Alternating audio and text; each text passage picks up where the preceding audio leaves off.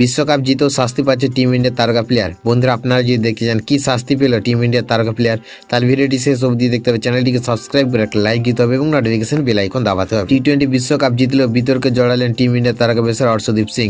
নিউজিল্যান্ডের বিরুদ্ধে ফাইনাল ম্যাচে একটি ঘটনার জেরে আন্তর্জাতিক ক্রিকেট কাউন্সিল তার বিরুদ্ধে শাস্তিমূলক ব্যবস্থা নিয়েছে।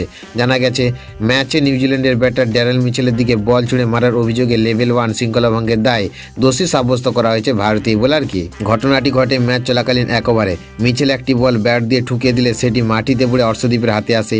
তখন উইকেটে লক্ষ্য করে দ্রুত বল ছুঁড়ে মারেন তিনি, কিন্তু মিচেল স্টাম্প থেকে কিছুটা সরে যায়। বলটি সরাসরি উইকেটে না লেগে তার পায়ে লাগে। সেই মুহূর্তে কিছুটা উত্তেজনা তৈরি হয় এবং মিচেল অর্শদীপের দিকে এগিয়ে আসেন। পরিস্থিতি সামাল দিতে ভারতীয় অধিনায়ক সূর্যকুমার যাদব মাঠে মিচেলের কাছে গিয়ে কথা বলেন এবং বিষয়টি শান্ত করেন।